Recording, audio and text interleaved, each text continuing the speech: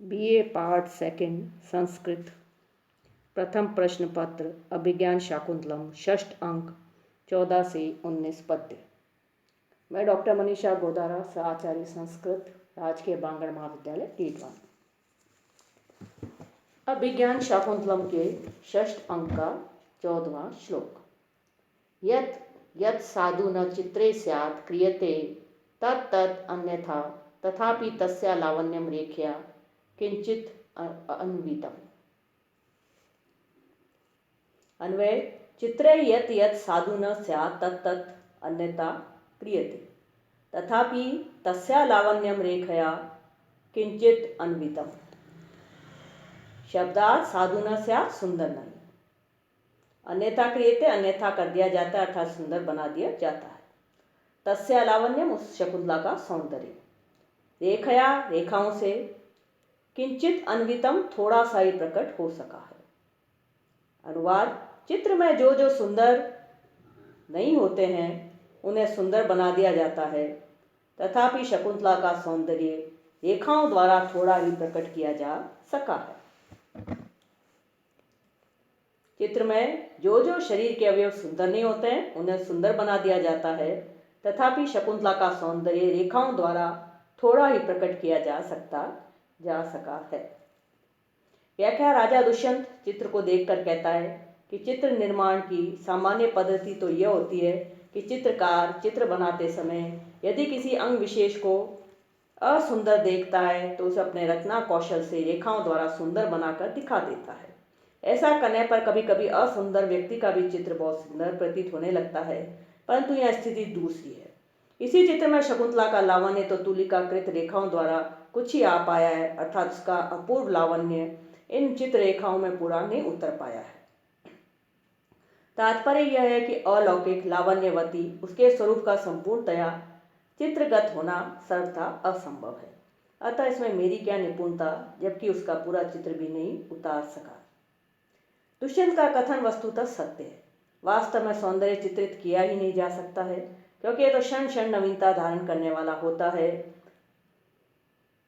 प्रस्तुत पद्य में पथ्या वक्त छंद है। छंद का लक्षण है यजोर चतुर्थो ये पथ्या वक्त्रम प्रकीर्तितम। लावण्यम लवन श्यन अन्वितम अनु ई कतर प्रत्यय।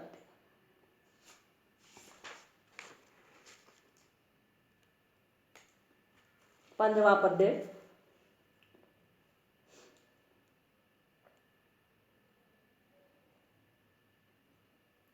स्विनांगुली विनिवेशो रेखा प्रांतेषु दृश्यते मलिनः अश्रु च कपोलपतितं दृश्यम इदं वार्णिको उच्छ्वासात्। अन्वय रेखा प्रांतेषु मलिनः स्विनांगुली विनिवेशः दृश्यते इदं च कपोलपतितम् अश्रु वर्णिकोच्छ्वासात्। शब्दार्थ रेखा प्रांतेषु चित्र की रेखाओं के किनारों पर, मलिना मलिन वर्ण का, स्वेन अंगुली विनिवेश स्वेद युक्त अंगुलियों का विन्यास, दृश्यते दिखलाई पड़ रहा है, कपोलपतितम कपोल पर गिरा हुआ, वर्णिकोच्छ्वासात् रंग के फैल जाने से दृश्यम दृष्टिगत हो रहा है। अनुवाद चित्रपट की रेखाओं के किनारों पर कुछ मलिन वर्ण का पसीने से युक्त अंगुलियों का निशान दिखलाई पड़ रहा है, तथा यह कपोल पर गिरा हुआ आंसू रंग के फैल जाने से दृष्टिगत हो रहा है।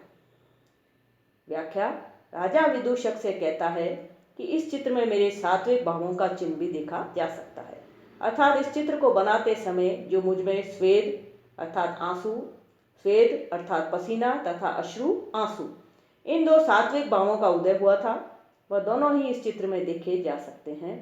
चित्र के किनारों पर जो मलिन चिन्ह हैं वे मेरी पसीनों से युक्त अंगुलियों के हैं और पसीजी हुई अंगुलियों के काले धब्बे पड़ गए हैं।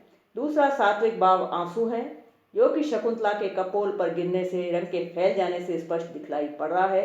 अश्रु के गिरने से रंग का फैलना भी स्वाभाविक है। स्वेन अंगुली विनिवेश वियोगी काम से युक्त व्यक्ति की स्थिति वियोग में बड़ी विचित्र होती है। उत्तेजना की अवस्था में उसका शरीर संतप्त होने लगता है, अंगों में पसीना आने लगता है, नेत्रों से अश्रु टपकने लगते हैं। दुष्यंत मन बनाने के उद्देश्य से अपनी प्रियतमा का चित्र बना रहे थे। उनकी अंगुलियों में पसीने आ रहे थे, अतः जहाँ किनारे पर अंगुलियां रखी गई थी वहाँ निशान बन गए थे। वे शकुंतला का चित्र बनाते भावुक उठे थे, अतः आंखों से आंसू टपक कर गालों पर गिर पड़े। आंसू पड़ने से वहां का रंग कुछ फैल गया। वर्णिकोच्छ्वासात, वर्णिका तथा वर्णक यह अर्थ होता है रंग। निर्णय सागर ने वर्तिकोच्छ्वासात पाठ माना है, जिसका अर्थ है चित्रपट के लेप के फूल जाने से। प्रस्तुत पद्य में सात्विक भावों के चित्रों के द्वारा राजा का शकुंतला के प्रति प्रेमाधिक्य ऐसा अनुमान होता है, अतः यह अनुमान अलंकार है। चित्र की रेखाओं पर पसीने की बूंदें गिर जाने से उसका मलिन होना स्वाभाविक ही है, तथा आंसू के गिरने से रचना विशेष के रंग का फैलना भी स्वाभाविक ही है, तथा काम विकार विभाव के कारण स्वेद सात्विक तथा श्रु सात्विक भी स्वाभाविक है, अतः स्वभावोक्ति अलंकार है। प्रस्तुत पद्य में आर्य छंद है। स्विन स्विद कत प्रति, विनिवेश वीनी विष घन, कपोल पतितम कपोले पतितम इति सप्तमी तत्पुरुष समास, वर्णिकोच्छ्वासात् वर्णिकस्य उच्छ्वासात् इति षष्ठी तत्पुरुष समास। दृश्यम द्रष्टुम योग्यम दृश्य यत् प्रत्यय, उच्छ्वास उत श्वस घन प्रत्यय।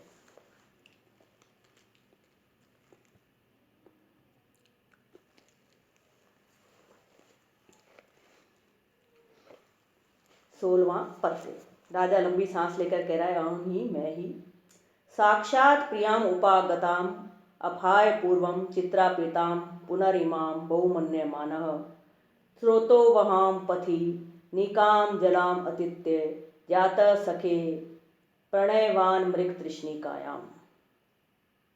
अन्वय सखे, पूर्वम साक्षात् उपगताम प्रियाम अफाय पुनः चित्रार्पिताम इमाम बहुमन्यमानः पथि निकाम जलाम स्रोतो वहाम अतित्य मृग तृष्णिकायाम प्रणयवान जातः। शब्दार्थ साक्षात प्रत्यक्ष रूप से, उपगतम समीप आई हुई, प्रियाम प्रिया शकुंतला को अफाय त्याग कर, पुनः अब इस समय चित्रार्पिताम चित्रलिखित इमाम इस शकुंतला को बहुमन्यमाना अत्यधिक आदर देता हुआ पथि मार्ग में निकाम जलाम पूर्णतया जल से भरी हुई स्रोतो वहाम नदी को प्रतित्य पार करके मृग तृष्णिकायाम मरुमरीचिका में प्रणयवान जाता प्रेम करने वाला हो गया हूँ। अनुवाद, मित्र पहले प्रत्यक्ष रूप से समीप आई हुई प्रिया शकुंतला को छोड़कर अब इस समय चित्र लिखित इस शकुंतला को अत्यधिक आदर देता हुआ मैं मार्ग में पूर्णतया जल से भरी हुई नदी को छोड़कर मरुमरीचिका में प्रेम करने वाला हो गया हूँ। मित्र पहले प्रत्यक्ष रूप से समीप आई हुई प्रिया शकुंतला को छोड़कर अब इस समय चित्र लिखित इस शकुंतला को अत्यधिक आदर देता हुआ मैं मार्ग में पूर्णतया जल से भरी हुई नदी को छोड़कर मरुमरीचिका में प्रेम करने वाला हो गया हूँ। व्याख्या, चित्र फलक पर शकुंतला के चित्र को अत्यधिक प्रेम के साथ देखता हुआ राजा विदूषक से कहता है, मित्र पूर्व में प्रत्यक्ष रूप से मेरे समीप में आई हुई प्रिया शकुंतला का परित्याग कर अब चित्र लिखित उसी शकुंतला को मैं और अधिक सम्मान देने लगा हूँ। ऐसा करते हुए अब मेरी वही स्थिति है जो उस प्यासे व्यक्ति की होती है जो कि मार्ग में पड़ने वाली जल से परिपूर्ण नदी को छोड़कर मृग मरीचिका से प्रेम करने लगता है अर्थात पिपासार्थ होकर मरुमरीचिका से जल मांगने लगता है। मृग तृष्णिकायाम, मृगाणाम तृष्णा मृग तृष्णा सा अस्ति अस्मिनिति मृग तृष्णा सा एव मृग तृष्णिका। मृग तृष्णा मरीचिका, इस कोश के अनुसार मृग तृष्णा को मरुमरीचिका भी कहा जाता है। मरुस्थल में सूर्य किरणों के संचार को जल समझकर मृग भ्रमवश अपनी प्यास बुझाने को उधर ही भागता है, परंतु वहां जल न पाकर भीषण गर्मी में स्वयं मर जाता है। अतः मरुमरीचिका या मृग तृष्णा शब्द झूठी तृष्णा के अर्थ में प्रचलित है। प्रस्तुत पद्य में असंभव वस्तु संबंध रूप निदर्शना अलंकार है, क्योंकि जिस प्रकार पहले मार्ग में आई हुई महानदी को छोड़कर कोई पिपासु व्यक्ति मृग तृष्णा से प्रेम करने लगे तो उसकी पिपासा की वृत्ति तृप्ति तो नहीं होती है परंतु बढ़ अवश्य जाती है। उसी प्रकार स्वयं आई हुई अपनी प्रिया का तिरस्कार करके संप्रति उसके चित्र में अनुरक्ति दिखाने में मानसिक शांति तो नहीं मिलती है परंतु काम व्यथा और बढ़ जाती है। इस प्रकार परस्पर संबंध न रखने वाली दो वस्तुओं में संबंध दिखाकर उनमें सादृश्य का वर्णन करने से उक्त अलंकार है। प्रस्तुत पद्य में वसंतिल का छंद है। अफाय अप ओहाक त्यागे ल्यप प्रत्यय। प्रियाम प्रिन धातु का प्रत्यय स्त्रीलिंग की विवक्षा में टाप। उपगताम उपगम कत प्रत्यय। स्रोतोवाम वहती वहा पचादे अच स्रोतसाम वहा स्रोतोवा ताम। निकाम जलाम निकामम जलम यस्याम सा ताम। अतिथ्य अति ई ल्यप।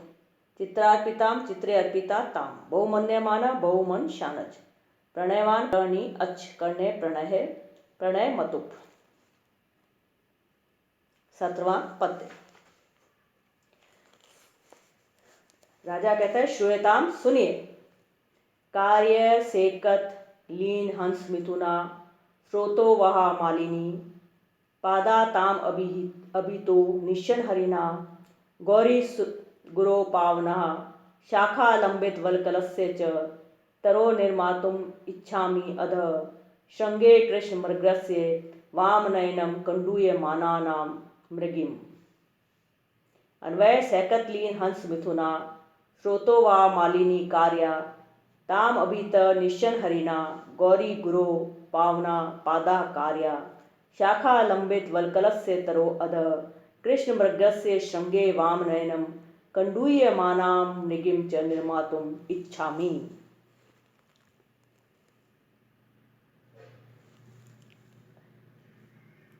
शब्दार्थ सैकत लीन हंस मिथुना जिसके रेतीले किनारों पर हंसों के जोड़े बैठे हुए हैं। स्रोतोवा नदी ताम अभिता उसके दोनों ओर। निशन हरिना जिन पर हरिण बैठे हुए हैं। गौरी गुरो हिमालय पर्वत की। पावना पादा कार्या पवित्र पहाड़ियाँ बनानी हैं। शाखा लंबित वलकलस्य जिसकी शाखाओं पर वलकल वस्त्र लटके हुए हैं। तरो ऐसे वृक्ष के अधः नीचे। कृष्ण मृगस्य कृष्ण मृग के श्रृंगे सींग पर। वाम नयनम बाएं नेत्र को कंडूय मानाम खुजलाती हुई निर्मातुम इच्छामि बनाना चाहता हूँ।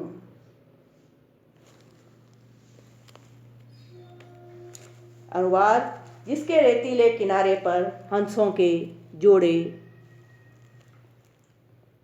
बैठे हुए हैं ऐसी मालिनी नामक नदी बनानी है। उसके दोनों ओर जिन पर हिरण बैठे हुए हैं ऐसे हिमालय की पवित्र पहाड़ियाँ बनानी है। जिसकी शाखाओं पर वलकल वस्त्र लटके हुए हैं ऐसे वृक्ष के नीचे काले हरिण के सींग में बाईं आंख को खुजलाती हुई हरिणी को बनाना चाहता हूँ। जिसके रेतीले किनारे पर हंसों के जोड़े बैठे हुए हैं ऐसी मालिनी नामक नदी बनानी है। उसके दोनों ओर जिन पर हिरण बैठे हुए हैं ऐसे हिमालय की पवित्र पहाड़ियाँ बनानी है। जिसकी शाखाओं पर वलकल वस्त्र लटके हुए हैं ऐसे वृक्ष के नीचे काले हरिण के सींग में बाईं आंख को खुजलाती हुई हरिणी को बनाना चाहता हूँ। व्याख्या विदूषक राजा से जब चित्र में और क्या क्या बनाना है इस प्रकार पूछता है तब राजा उसे अपनी पूरी योजना बतलाता है। वह कहता है कि जिसके तट पर हंस दंपति बैठे हुए हों ऐसी मालिनी नदी को चित्रित करना है। उस मालिनी नदी के समीप जहाँ पर हरिण बैठे हुए हों ऐसे हिमालय पर्वत के पवित्र प्रत्यन पर्वत अर्थात पाद प्रदेश तराई के भाग अंकित करने हैं तथा जिसकी शाखाओं में वलकल वस्त्र लटक रहे हों ऐसे वृक्ष के नीचे कृष्ण सार मृग के सींग पर अपने बाएं नेत्र को खुजलाते हुए मृगी को भी बनाना चाहता हूँ। विशेष सैकत लीन हंस मिथुना बालुकामय तट पर हंस की जोड़ी का चित्रण, कलकल बहती हुई नदी का अंकन, पर्वत की सूनी तलहटी का निर्माण तथा सघन शीतल वृक्ष की छाया में बैठे हरिण को पौरुष प्रदर्शन के लिए प्रेरित करती हुई हरिणी का चित्रण, ये सभी अत्यधिक काम से युक्त चित्रण है। एक विरही व्यक्ति इन बातों को देखकर अपूर्व सुख का अनुभव करता है। इन्हें देखकर उसका मनोविरोध होता है। उक्त सभी बातें आश्रम निवास के प्रसंग में दुष्यंत के द्वारा अनुभव की गई थी। वह इन उद्दीपन विभावों का स्मरण कर रहा है। वह इन्हीं मधुर प्रसंगों को यहाँ अपने द्वारा निर्मित चित्र में बनाना चाहता है। कंडूयमानाम मृगिम खुजलाती हुई मृगी को, मृगी का कृष्ण सार मृग के सींग पर वाम नेत्र खुंजलाना,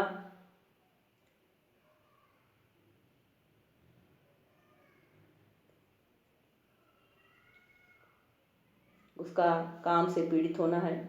प्रस्तुत पद्य में स्रोतो वा निशन हरिना गौरी गुरो शब्दों का प्रयोग उस स्थान की परम पवित्रता विध्वनित करता है। प्रस्तुत पद्य में कार्या इस एक क्रिया के अप्रस्तुत स्रोतों वह मालिनी तथा गौरी गुरु पावना पादा इन दो पदार्थों के साथ कर्म रूप से संबंध होने के कारण तुल्य योग्यता अलंकार है। सूक्ष्म वस्तुओं का स्वाभाविक कथन होने के कारण स्वभावोक्ति अलंकार है। गौरी गुरु में प्रसंग के से वर्णन होने के कारण उदात्त अलंकार है। प्रस्तुत पद्य में शार्दुल विकीर्णित छंद है। कार्या क्री धातु न्यत प्रत्यय लीन ली कत प्रत्यय सैकत सिकता अन सैकत लीन हंस मिथुना सैकतेषु लीनानि हंस मिथुनानि यस्या सा बहुब्री समास ताम अभित अत्र अभित इति अस्य योगे ताम इति अत्र द्वितीया निशन निसद कत प्रत्यय निशन हरिना निशन्ना हरिना येषु ते बहुब्री समास गौरी गुरु गौर्या गुरु इति गौरी गुरु तस्य गौरी गुरु षष्ठी तत्पुरुष समास पावना पुण्य निच लिप्ट शाखा लंबित वल्कल से शाखासु लंबितानि वल्कलानि यस्य तादृशस्य बहुब्री समास निर्मातुम निर्मातुम कंडूयमानाम कांडू शानच।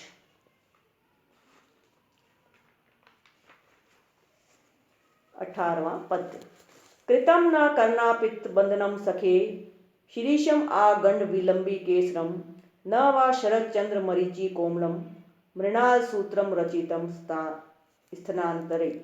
हे सखे कर्णापित बंधनम आ गंड विलंबी केसरम शिरीषम च कृतम स्थनांतरे शरद चंद्र मरीचि कोमलम मृणाल सूत्रम न वा रचितम। कर्णापित बंधनम कान में लगाए हुए डंठल वाला, आगन विलंबी केसरम गालों तक लटकते हुए केसर वाला, शीर्षम शीर्ष का पुष्प न कृतम नहीं बनाया है, स्तनांतरे स्तनों के बीच में, शरद चंद्र मरीचि कोमलम शरद कालीन चंद्रमा की किरणों के समान कोमल, मृणाल सूत्रम कमल नाल का हार न वा रचितम नहीं बनाया है। अनुवाद हे मित्र कान में लगा हुआ डंठल वाला गालों तक लटकते हुए केसर वाला शीर्ष का फूल नहीं बनाया गया है तथा स्तनों के बीच में शरद ऋतु के चंद्रमा की किरणों के समान कोमल कमल नाल का हार नहीं बनाया है। राजा कहता है कि इस चित्र में जो जो शकुंतला के प्रसादन को चित्रित करना चाहता था वह इसमें नहीं कर पा रहा हूँ, उन्हें अब पूरा करना है। इसी प्रसंग में वह कहता है कि हे मित्र उस शीर्ष कुसुम को नहीं बनाया जिसके व्रंत को उसने अपने कानों में धारण कर रखा था तथा जिस कुसुम के केसर उसके कपोलों पर फैल रहे थे। इसके अतिरिक्त मैंने उसके स्तनों के बीच में पहनने वाले कमल लाल के उस हार को भी नहीं चित्रित किया है जो कि शरदकालीन चंद्र किरणों के समान श्वेत वर्ण का एवं कोमल था।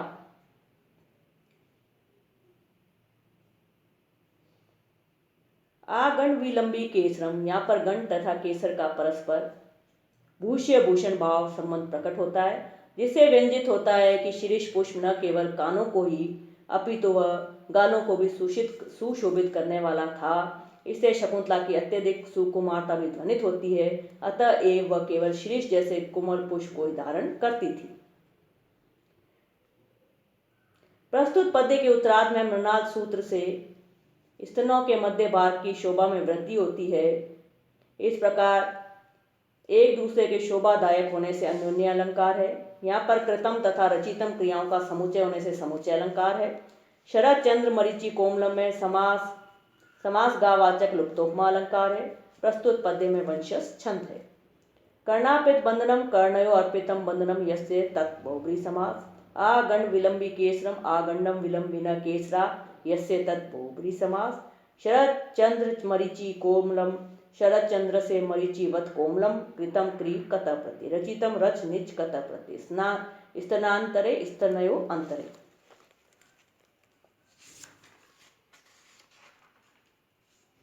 उन्नीसवां पद्य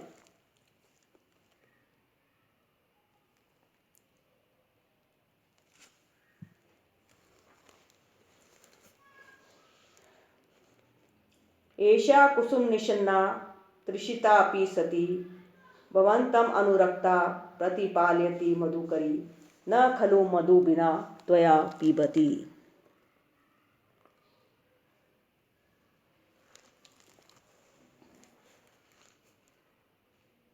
अन्वय अनुरक्ता कुसुम निशन्ना सती एषा मधुकरी त्रिषिता सती अपि भवन्तं प्रतिपालयति त्वया बिना न खलु मधु पीबती। शब्दात अनुरक्ता अनुरक्त। एषा यह मधुकरी भ्रमरी त्रषिता प्यासी होकर कुसुम निशिन्ना फूल पर बैठी हुई प्रतिपालिती प्रतीक्षा कर रही है, मधु पुष्प रस को पीबती पी रही है। अनुवाद, आप पर अनुरक्त ये भ्रमरी प्यासी होकर फूल पर बैठी हुई भी आपकी प्रतीक्षा कर रही है और तुम्हारे बिना ये वस्तुतः मधुपान नहीं कर रही है। भ्रमर को संबोधित करते हुए राजा कहता है कि देख, ये सामने पुष्प पर बैठी हुई तेरे पर पूर्णतः अनुरक्त भ्रमरी प्यासी होकर भी तेरी प्रतीक्षा कर रही है, क्योंकि तेरे बिना अकेली मधुपान भी नहीं कर रही है। भाव यह है कि तेरे प्रेम की प्यासी तेरी ही और आंखें लगाए हुए फूल पर बैठी हुई है। ये भ्रमरी तेरे बिना मधुपान नहीं कर रही है, अतः तुझे उसके ही पास जाना चाहिए, इधर उधर घूमने से क्या। यहाँ कुसुम निशिन्ना पद से द्योतित होता है कि तुम्हारे लिए वह स्थान अत्यंत साध्य है। अनुरक्ता पद से तुम्हारा वहाँ ही जाना उचित है, यह सूचित होता है। प्रतिपालिती में प्रेमातिशय सूचित होता है। त्रषिता अपि सती त्वया बिना न पीबती, इससे उसका पतिव्रता होना तथा उस पर विशेष अनुराग रखना प्रतीत होता है। प्रस्तुत पद्य में भ्रमर और भ्रमरी में नायक नायिका के व्यवहार का आरोप होने के कारण समासोक्ति अलंकार है। यहाँ पर चित्र में चित्रित भ्रमरी का रसपान न करना स्वाभाविक है, क्योंकि वह कर ही नहीं सकती तथा त्वया बिना मधु न पीबती अर्थात तुम्हारे बिना मधु नहीं पीती है, ये सर्वथा कृत्रिम है। किंतु पुनरअपि यहाँ इन दोनों में अभेद का वर्णन किया गया है, अतः भेद में अभेद वर्णन रूप अतिशयोक्ति अलंकार है। प्रस्तुत पद्य में आर्य छंद है। व्याकरणात्मक टिप्पणी कुसुम निशन्ना कुसुमेशु निशन्ना इति कुसुम निशन्ना सप्तमी तत्पुरुष समास। अनुरक्ता अनुरंज कतः प्रत्यय विना त्वया पीबती विना के योग में तृतीया विभक्ति। प्रतिपालयति प्रतिपाल निच। रक्त कुवलय पल्लव शोभिना रक्त कुवलय से पल्लवत शोभितेन।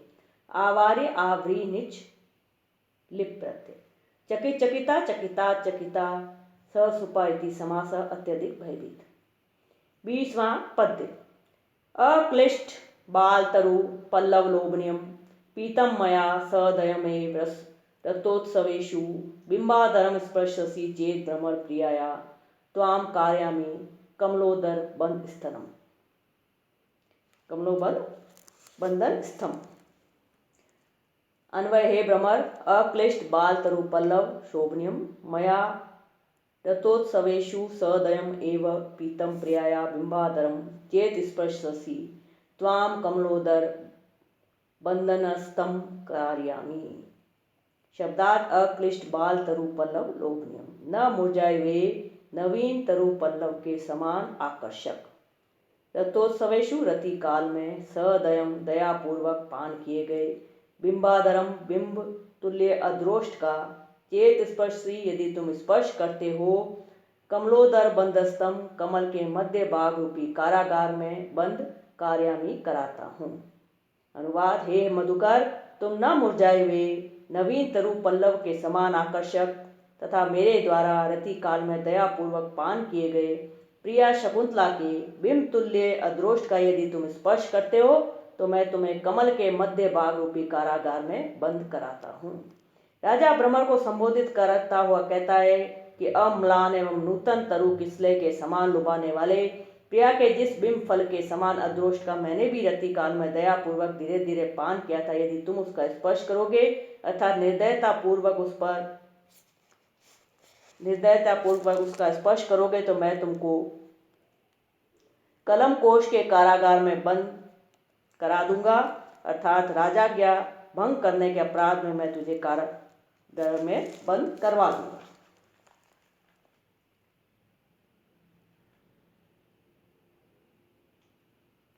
प्रस्तुत पद्य में स्वाभाविक बंधन को अपने प्रयोजन का विषय बनाने में अतिशयोक्ति तथा भ्रमर में प्रतिनायक का आरोप होने से समासोक्ति अलंकार है। कमलोदर में रूपक अलंकार है। कमलोदर बंधनम में कमल का अर्थ यदि जल कर लिया जाए तो इसमें श्लेष अलंकार होगा। प्रस्तुत पद्य में वसंत तिल का छंद है। क्लिष्ट क्लिश कतः प्रत्यय लोभनियम लुप अन्य। पीतम पात बिंबाधरम बिंब सदृशम अद्रम बिंबाधरम इति मध्यम पदलोपी समास। कमलोदर बंधनस्थम कमलस्य उदर रूपम यत् बंधनम तत्र तिष्ठति इति कमलोदर बंधन स्था क।